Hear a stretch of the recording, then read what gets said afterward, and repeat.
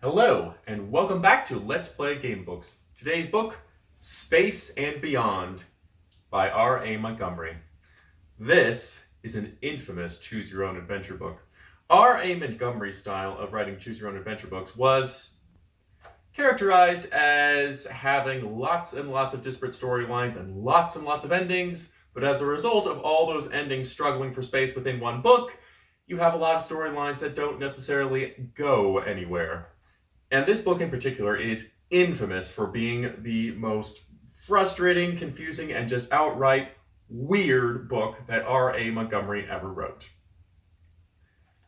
Well, let's find out if it holds up to its infamous reputation. What I have here today is not the original text. This is actually the revised version from the 2000s. So this one ought to be good, right?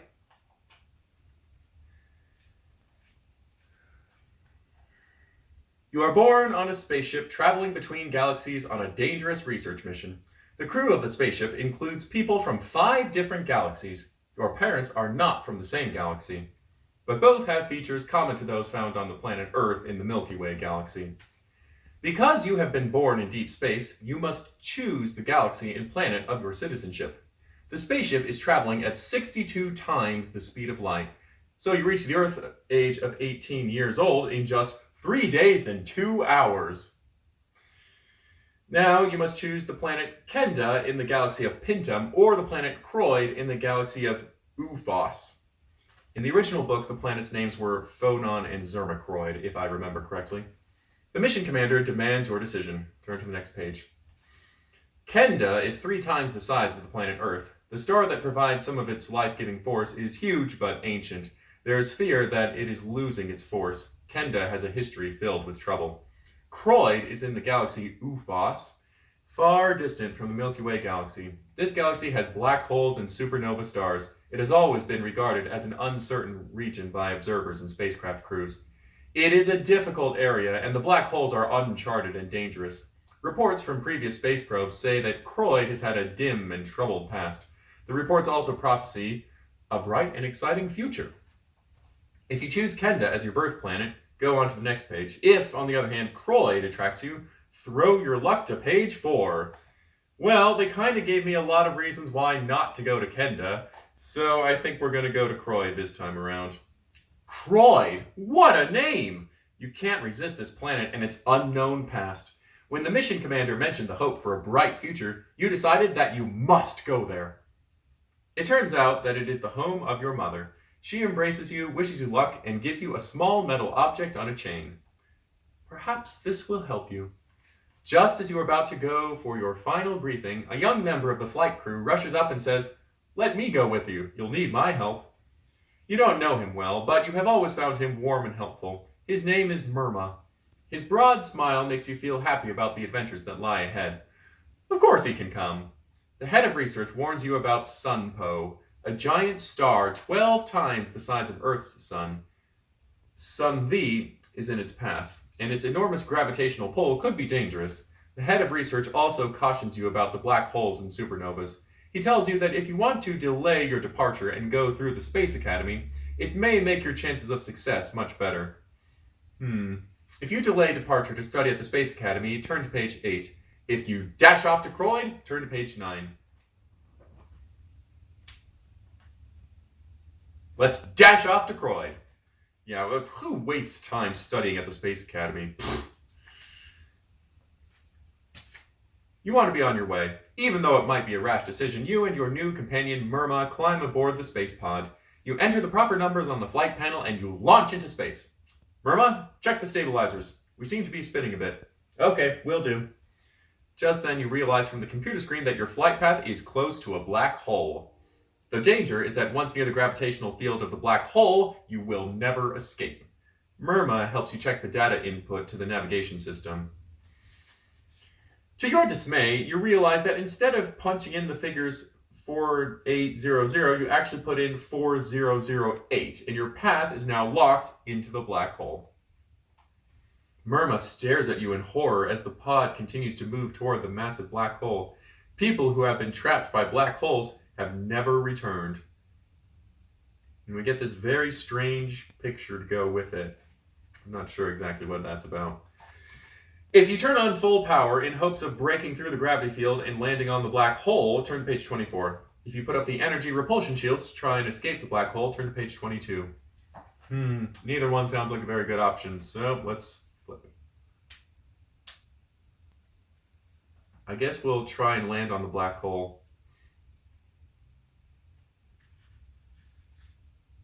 You are never heard from again. The end. Okay, let's see what the other option was. Don't give up. Try everything we can. Quick, put up the energy repulsion fields. It's Murma talking. He's 2 years older and has traveled widely in space. What do you think will happen to us, Murma? One never knows, he replies. With a shudder, the pod is suddenly grasped by the gravitational field, and you find yourself hurtling into a tunnel-like void. A black hole might seem black to the observer from outside because no light can possibly escape its gravitational field, but all the light and the energy is contained within this space. The tunnel is brilliantly lit, but strangely, the intense light does not hurt your eyes. Suddenly, you are in a giant room. No, it's not a room. It's actually the interior of the black hole. It's a gigantic prism, thousands of miles across, a world unto itself. You are no longer frightened, and you and Murma leave your spacepod to begin a life in a new world. The new world is peaceful, and the people are friendly and eager to welcome you and Murma. No one is in a hurry, and work is pleasant. There's food and housing for all. It's a good world. The end. Well, it sounds like a happy ending, except that it didn't really go into any detail about, how this new world fits in the black hole. And it's all just kind of, everybody's happy, and then all Earth problems are solved. The end. So, kind of abrupt. Let's go back. I guess maybe instead of trying to rush out on our trip to Croyd, we should have gone through Space Academy first, so we'll try that this time. Hesitating, you ask what other types of instruction will be given to you. So far, you have learned flight procedures, navigation languages, weapons, and planning. It is a good idea to get as much information as possible, but you ask the head of research how you will know when you've learned enough. Self-knowledge. It's everything you have learned now and in the past. You have but to realize it. Spend some time now, then go. All right, I'll do as you suggest, but how long will it take? You may either attend Space Academy courses on board, or you may study with me, he says.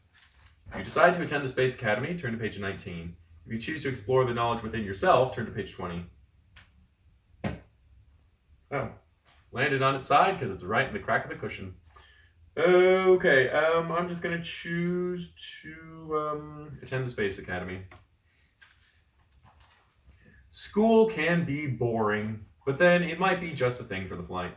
This space research vessel is so huge and so advanced that you didn't actually realize that there was a division of the Space Academy on board. During your interview with the head of the Academy, he says, well, you choose. Either join command school and become a captain of a ship, or go ahead and concentrate on research. We have done a personality, intelligence, and health inventory on you, and you have scored very high. We believe you can make it to the top in either category. What do you think? If you choose command school, turn to page 39. If you choose to join the research program, turn to page 42. We'll join the research program. What is research about? You've heard nothing but research, research, and more research from everyone on the space station. It seems to you that research is just another name for messing around with whatever interests you. You'll give it a try. The subject of our research happens to be the cause of the violent trouble, specifically revolts, that occur on all planets. Revolutions and wars have caused pain, but they have caused good things too. What we want to find out is if the benefits can be gotten without the pain and horror of the uprisings. It is the research coordinator talking to a select group of 6 people. You have been chosen because of your aptitude for finding solutions to difficult puzzles. This is beginning to really interest you. Your intention to journey to Kenda and Croyd seems to fade into some distant place in your mind. Murma has chosen to remain with you. He's a good companion. After intensive work, the research team decides to split into 2 teams. Team A will head to the planet Symthia to view a current revolt. Team B will join a mission exploring a revolt on Mars that happened 62 million years ago. A time transporter device will be used for that. If you choose A, turn to page 56. If you choose B, turn to page 60. Let's go back in time to Mars. Time travel is frightening. When you rush back in time, it's like riding a roller coaster backward, but faster. You can watch the universe through your private porthole. You see stars born and see them die. You see planets spin off into space, comets come and go, supernovas explode, and all the time you are not even there. You are but pure energy counting down in time until you stop at Mars, a planet of a small sun in the Milky Way galaxy, an almost unheard of planet in an insignificant little galaxy. When you arrive on Mars, you are invisible and travel through space, through solid matter, and even into the thoughts of people. What is the cause of revolt on Mars? Who knows? Greed? Famine? Envy? Jealousy? Maybe just an instinctive need to battle, a basic drive to test and fight for the sheer sense of fighting. It's too complex. Everyone has a different answer. They all point to the other guy. All you know is that creatures get killed, cities get destroyed. What a way to live. That's why there's a new way, if only it will work. And you are part of the new way. A way of sharing. The end! Okay, that was another abrupt ending. So, what if we had gone to watch Revolt on Symthia as it's progressing? Swirling clouds, dense with a moisture much heavier than water, cover the planet of Symthia. Your spacecraft penetrates these clouds and bursts out onto a landscape of rich vegetation. No towns or cities are visible as the craft flies over the empty landscape. Where are the people? Where's the revolt? You land with the advance party and find the atmosphere almost acceptable to your biosystem. You need only a small amount of assistance from the life support pack. Myrma accompanies you. Did you see that? What? What did you see? Only a shadow. A shadow moving quickly as though it were following us. Then a short blast of a horn-like device stops you in your tracks. You are surrounded by flickering shapes, living creatures that blend and twist like shadows. You can't tell what they are. Peace or war? You! Are you the leader or just the follower? It's the shadow people speaking. Peace, of course. In our world, we don't believe in war. They all say that, but the wars rage throughout the entire universe. What are you people doing? Why did you ask for help? We are fighting the forces of light, who are our enemies. We are the shadows.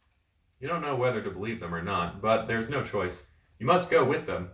They take you to headquarters. There they explain how the forces of light have attempted to wipe out the shadow people by creating a world with no shadows where light comes from all directions. The light people will not allow the mix of light and dark that colors life. This is sounding uncomfortable. If you and Myrma join the forces that will fight on land, turn to page 82. If you sign up with the rocket ship crew, turn to page 83. Okay, so we don't have a choice of whether we join the revolt at all. So we will join the forces that fight on land. Myrma convinces you to join up with the land forces in defense against the light people. You and Myrma are put in command of a group of 14 shadow battalions. You build a system of walls to block the light sources. The tension builds as the light people send messages demanding surrender of the shadow forces. A council is held, and you and Myrma are invited to attend. Shall we attack them, or shall we retreat? We can't possibly defend ourselves against them, the apparent leader asks. You and Myrma confer with the shadow forces. If you decide to attack, turn to page 106. If you retreat, turn to page 107.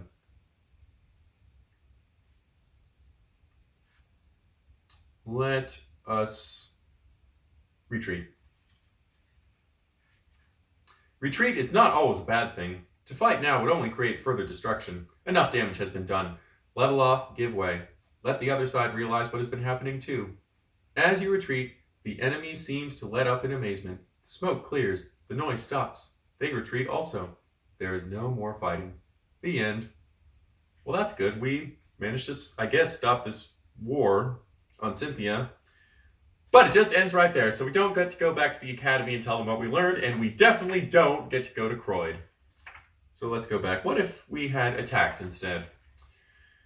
Planet Symthia is a battlefield. Smoke hangs over the cities. Wreckage clutters the land. Your group attacks with laser weapons, but the enemy forces seem too strong to hold off. Your troops are taking heavy losses. Everything is in shambles. If you can hold off the enemy until you escape, turn to page 112. If you give up, turn to page 113. Let's just give up! Surrender! But if you don't give in, everything will be destroyed. What does surrender mean? You're frightened, but history has often shown that the conquerors don't often remain conquerors. They become a part of a new civilization with qualities from both the vanquished and the victors. Still, giving up is a last resort. After long talks with your group, you all decide to take the risk of surrendering and joining up with the conquerors. It is done. The end. So what happened when we surrendered? We don't know, because it ends right there. Okay, and if we had tried to hold off the enemy, there is a chance to get away. During a lull in the battle, your group escapes to some remote hills. The energy of the lasers, the spacecraft, the communication systems mysteriously vanishes. There's only your own energy. Weapons are useless. Radios and transports are just pieces of metal and plastic. They're not working either. To survive now, you will have to hunt for food and support each other. The end. Well, that explained everything. Okay, looks like we can't get to Croyd, so why don't we go back to the beginning of the book, and this time we'll try to get to Kenda instead. Although I don't remember a whole lot about the original book, I do remember that it was not possible to get to either of the planets that your parents were from at the beginning of the book. So I don't know if this revised edition has changed any of that, but it was one of the major complaints that people had about the book, that a goal is outlined right at the beginning of the book, and the goal is impossible. But let's find out. Kenda is visible on the galaxy scanner. Now that you have chosen, your parents announce that Kenda is your father's home. The crew of the spaceship carefully prepares a space pod for the journey to Kenda. Seating yourself at the controls and positioning the programmed flight path, you disengage from the mothership and drift off into space. Once in space, you are propelled by gravity generators. Something is wrong. You look at the scanner and see a nebula that is not supposed to be on your course. Suddenly, the gases and particles of the nebula surround you. Your gravity generators and life support systems might fail. The radiation counter interrupts the silence of spaceflight with harsh bleeps and crackles, a warning of dangerous radiation levels. You can try to return to the mothership. If you choose this, turn to page 6. If you rely on and trust your instincts to go ahead, turn to page 7.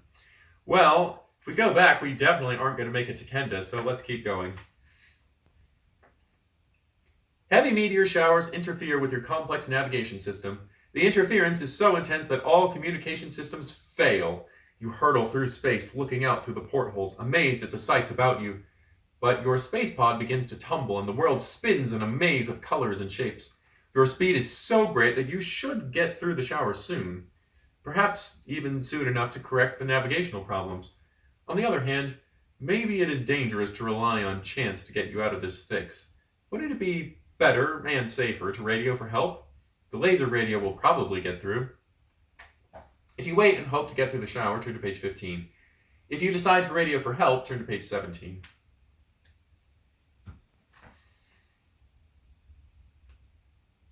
Let's radio for help. Trusting feelings work sometimes, but this situation is too dangerous. It's probably going to be embarrassing to ask for help so soon after starting out. You notice the palms of your hands and see the drops of sweat on them and their unusual whiteness. No question about it, you're scared, with good reason. Who wouldn't be?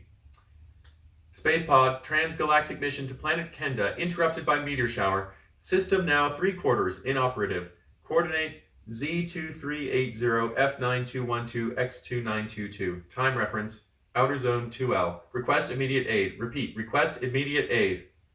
Your voice feels small and hollow as it echoes in the pilot's compartment of the pod. You are so alone. So alone! If you try the emergency booster engine to give your power to move forward in the direction of a faint radio signal, turn to page 36. If you use the remaining power to increase your radio transmission, turn to page 38.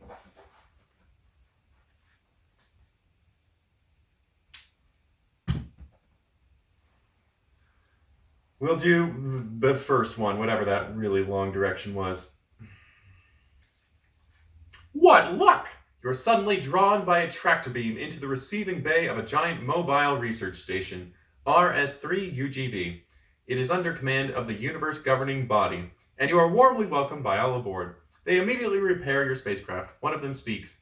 We are headed for the planet Axel. It's a mercy mission. Axel has been infected by a strange disease for which the Axlians have no cure. Perhaps you shouldn't risk coming with us. It's up to you. The research station could become infected, but that is the risk the scientists and doctors aboard are willing to take. What a dilemma. Out of the radar oven and into the laser beam. If you decide to go onto Axel with them, turn to page 54. If you choose to continue your journey to Kenda, turn to page 55. Okay, I really want to see if it's possible to get to Kenda, so let's keep going that way. You assess the dangers of traveling to a planet infected with a strange disease. You decide that you are not equipped to handle the problems. I'm sorry, Commander, I don't want to go. I can't risk getting infected and spreading this disease to other planets. Ooh, wow, that is bringing back flashbacks. I understand your reluctance to join us, and I commend you for your courage in admitting your fear and concern. We will do what we can to help you on your way. Good luck. Glebe Fogo. That's the universal salute of friendship. Your space pod is now repaired and outfitted for the journey. You are catapulted away from the research station, returning to the black void, spinning into the comfort of energy, timelessness, and endless space. Turn to page 80. Wham!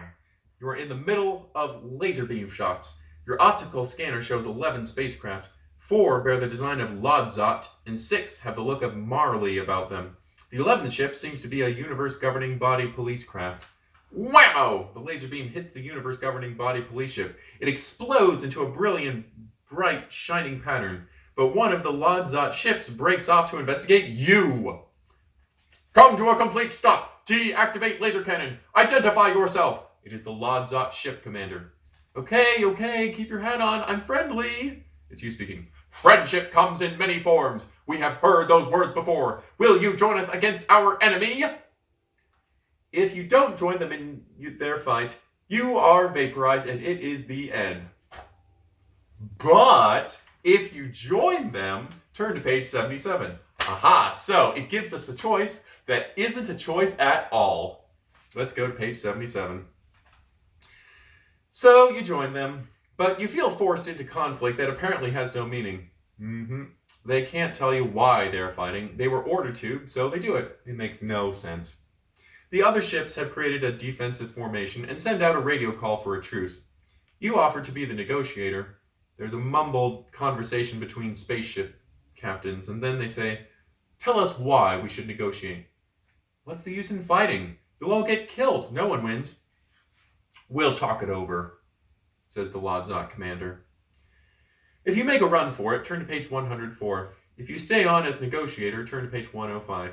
I have a feeling that if we make a run for it, we're going to get vaporized. So let's do it! Make a run for it!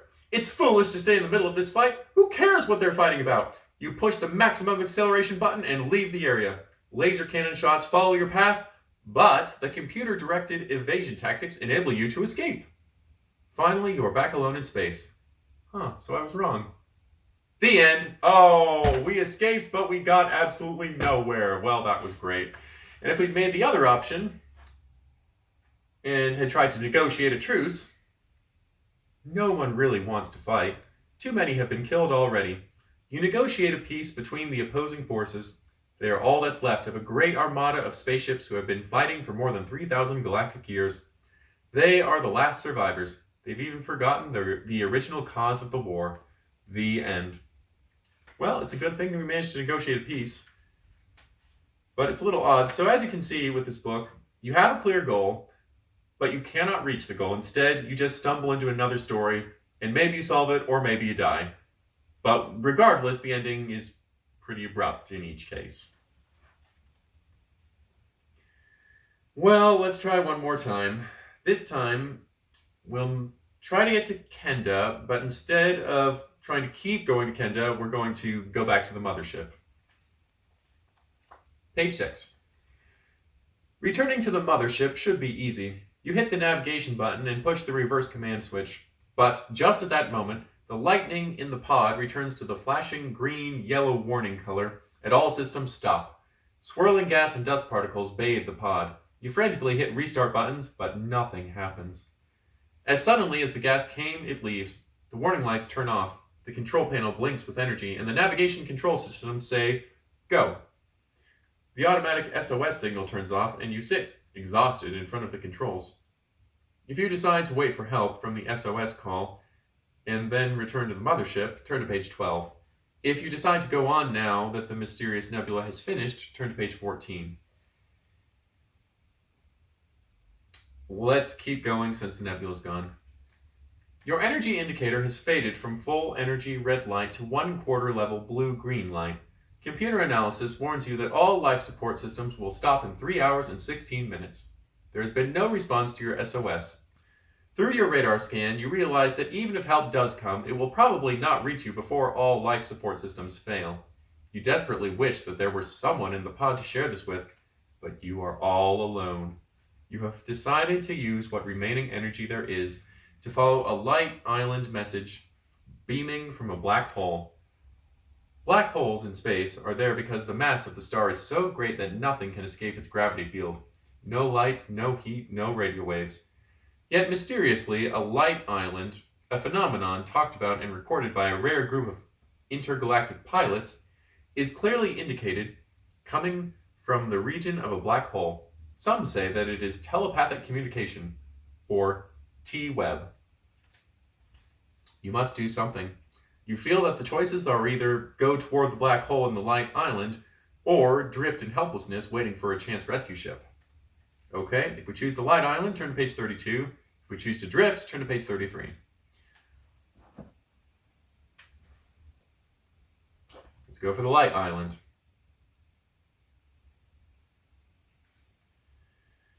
With all remaining energy resources, you propel the craft toward the black hole. The closer you get, the more strange things happen to you. First, all the digital readouts on the command console reverse and spin back to 0 readings. Your hair stands straight up, as rigid as a wire brush. All light from your systems flows away in a stream and heads toward the black hole. You feel all your blood rush to your hands and feet, and a frightening dizziness overcomes you. From one of the portholes, you see a pulsating, velvet-like mass larger than the sky, or so it seems. There's a sharp, piercing cry. "Go back before it is too late! Go back now!" You have absolutely no idea where this warning came from. Perhaps you can still turn back. Maybe it's not too late. Maybe there's enough energy reserved to escape the intense gravitational field of the black hole. The warning is not repeated, and you hesitate about what to do next. If you go on, turn to page 48. If you turn around, turn to page 50. Let's keep going. The light island appears as a haven for you, and your space pod comes to rest gently in the warm radiance. You leave the space pod and are greeted by a group of 6 creatures that change age and features, transforming from babies to old people. It is more than you can understand. It's frightening. It's watching the past become the present and the present turn into the future. It is a kaleidoscope of life, endlessly repeating the cycle of birth and death. You realize that it is beginning to happen to you as well. You look down at your hands. They're small and pink baby hands. Before your very eyes, they grow and change color and texture. A rush of time and experience engulfs you. It's not unpleasant, but you have no control over it. Then you're horrified to see the wrinkled skin and dark liver spots of old age appear on your hands. "Don't be too frightened," one of the creatures in front of you says. "All of us are shocked at the beginning, but it passes with time."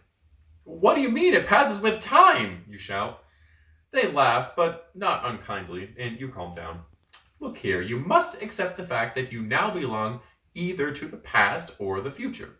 The present doesn't really exist. Why not choose where you'd like to spend time?" "Oh dear, as we said, there is no time, really. But don't worry, past or future, it's up to you." If you risk going into the future, turn to page 69. If you want the comfort of the past, turn to page 71. All right, time travel it is. Let's go to the past. Returning to the past, you believe, is the safest and probably the most interesting thing to do. But what does the past mean? 5 minutes ago? A year? 300 years? 2 million? It's too general. You have to choose a specific time in the past, or if not a time, then a period. If you choose to see the universe 2 billion years ago, turn to page 97. If you want to see the past 100 years, turn to page 98.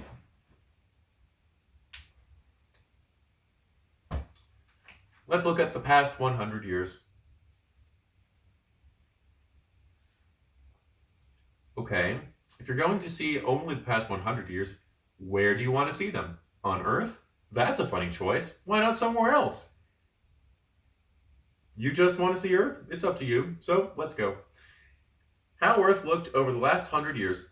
Population explosion, overcrowded cities, and transportation progresses from horses to spacecraft, artificial limbs and heart operations, telepathic communication, computers implanted into your fingertips, future predicting that actually works, giant farms run by machines, oil discovered and then used up, great suns, energy harnessed, wealth, great poverty, rapid change. Where will it all end?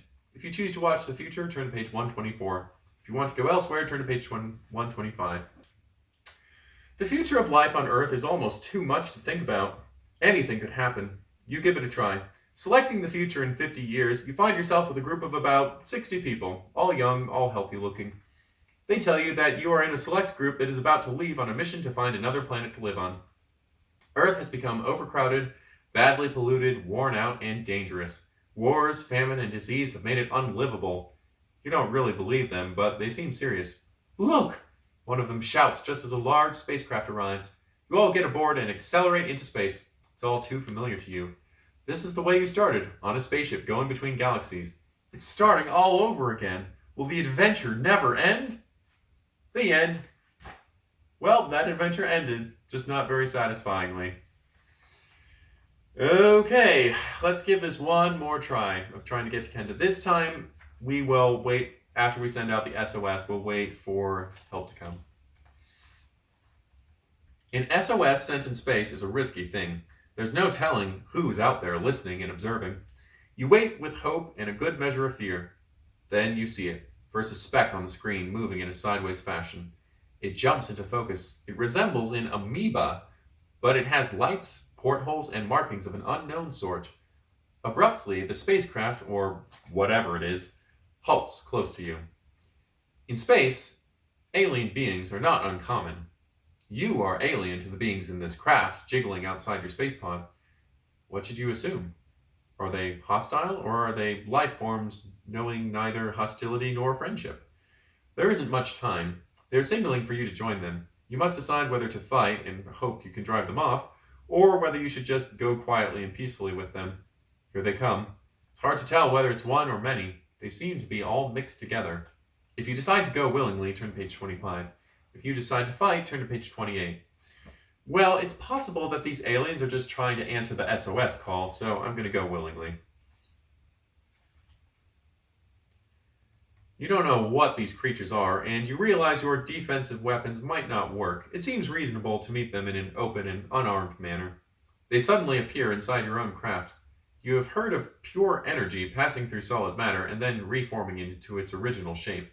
They call it dematerialization, but it catches you by surprise. Part of the ship's equipment is a language thought translation device designed to make contact between different life forms as easy as possible. This alien is certainly as different from you as anyone could possibly be. There seem to be hundreds of strange creatures around you one moment, and then only one. The button on the device is close at hand. You punch it immediately, announcing, "Welcome to my space pod. I am on a mission to my own planet. I am peaceful." The aliens do not respond. They make no noise, and suddenly they morph into a large, jumbled, jelly-like mass that surrounds you. You are caught in what feels like a slimy ooze. You try to kick free, but it's no use. A sound emerges from the ooze. It's a combination of electronic beeps and lifelike bird calls. It does not reassure you. You feel a lightness that you have never before experienced, and in seconds you have been dematerialized and transported to the jiggling, free-form spacecraft that carries your captors. Testing the substance their craft is made out of, you believe you could break through and escape. Their craft is wrapped around yours like silly putty on a tennis ball. All you need to do is figure out where your entrance hatch is, break through, and get to the weapons you stored on board. It's a slim chance, but a real one. If you go along without resistance, turn to page 45. If you try to escape, turn to page 47. Well, I think we will go along without resistance. You act as natural as you can to help them understand that you are not hostile. These creatures of unknown origin seem to understand the body language of friendship. They reform again into a solid mass, questioning you in a high metallic voice.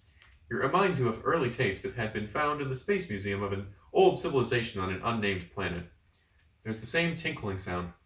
This is what they said.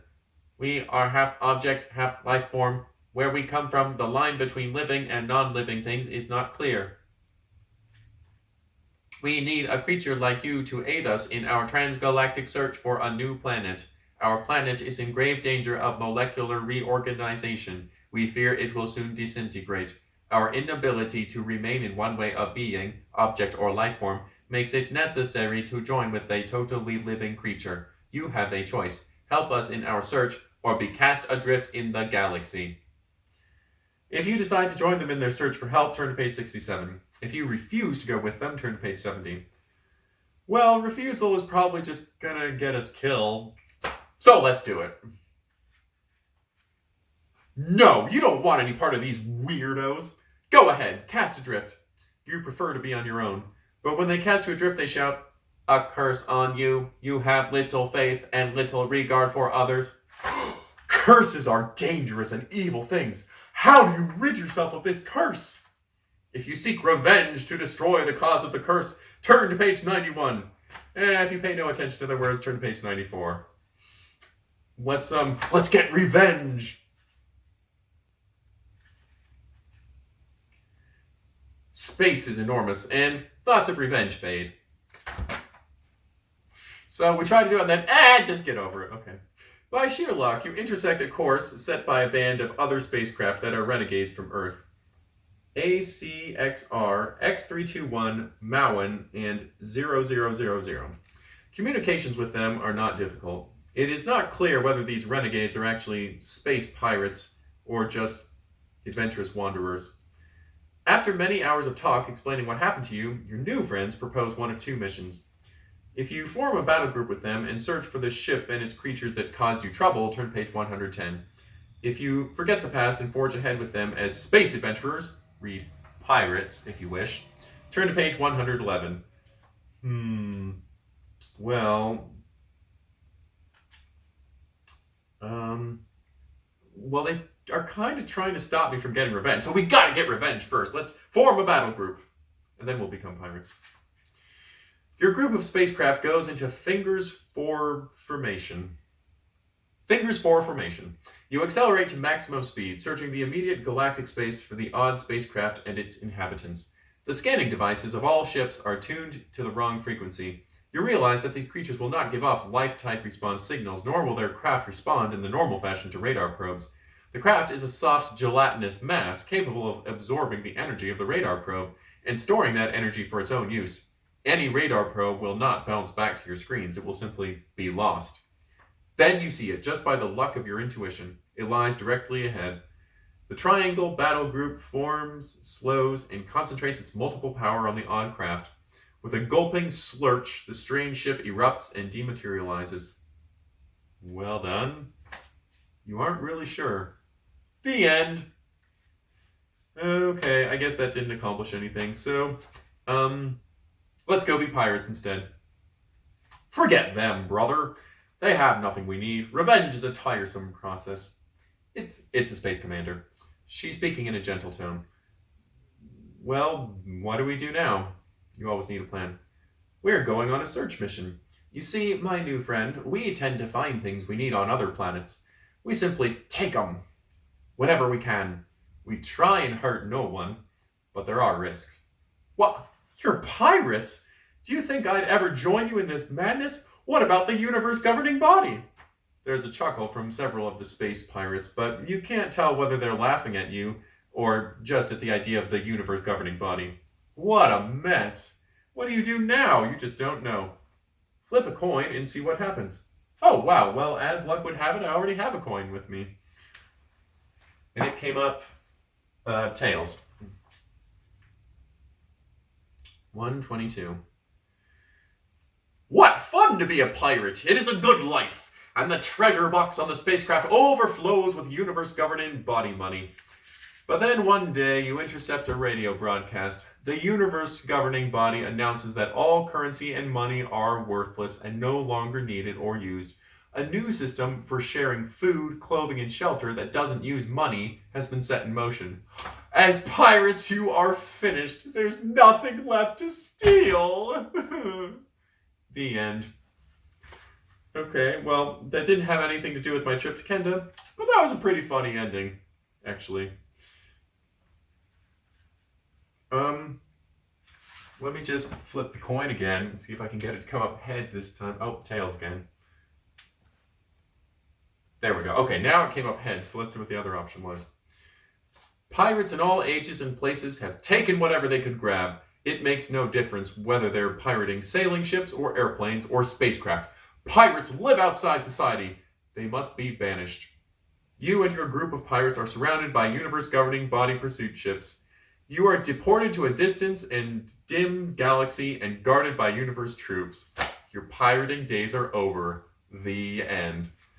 Oh, I can't believe that this book is so down on being a pirate.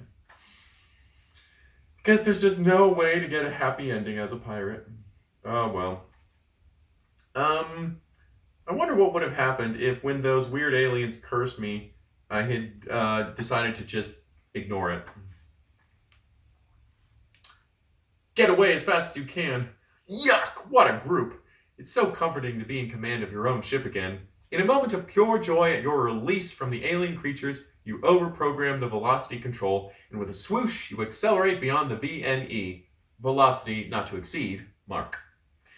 You keep accelerating, and there seems to be no end to your speed. Things begin to blur, the outline of the control console becomes indistinct, the lights brighten, and you recognize that there's no barrier between you and outer space. You merge into starry emptiness.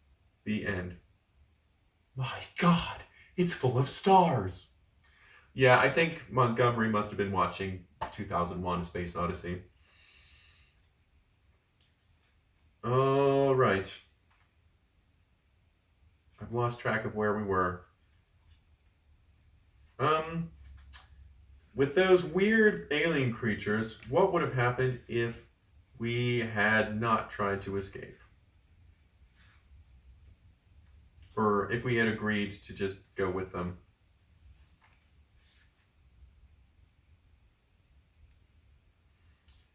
If we had joined them in their search for help from a living being, turn to page 67. Part of their team is in search of the vital energy plasma needed to help them think, but the main group is on a mission to collect samples of other life forms from a wide variety of planets. They hope to gain enough information from the many different types of life to aid them in the development of their transformation from object to life form. They mention that this research will be of great help to all beings in the transgalactic universe. You realize that you are one of their specimens, and that frightens you. They propose that you join them in this mission. Since their form is so repulsive, they need someone like you to lead the advanced scouting parties for life form collection. You will be their lure. You don't like the idea, but they promise that no harm will come to any of the collected life forms.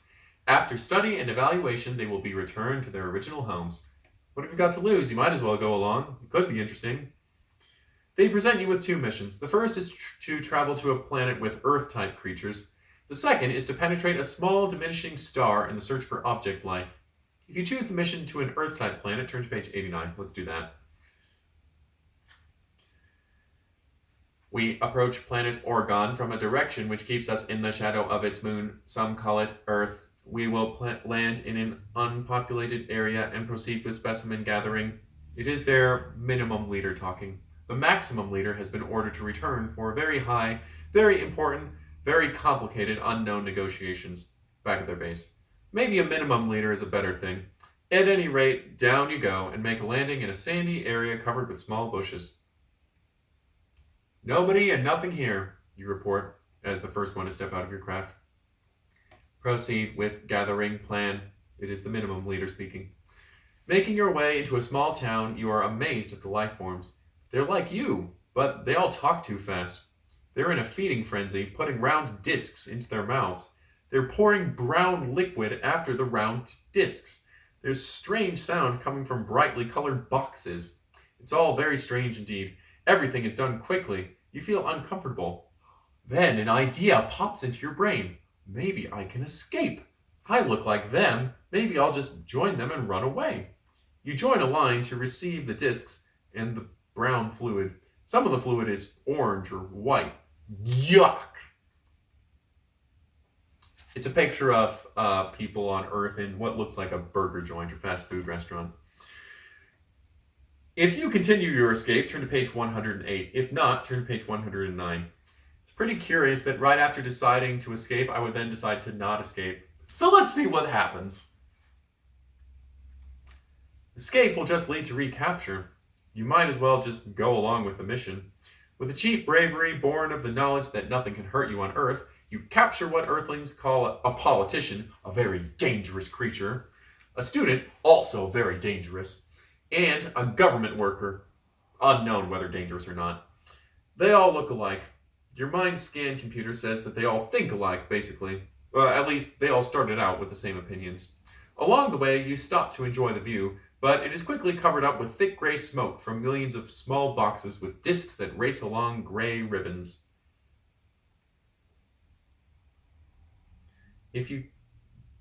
I'm not sure what they're talking about. If you question the student, turn to page 118. If you question the politician, turn to page 119.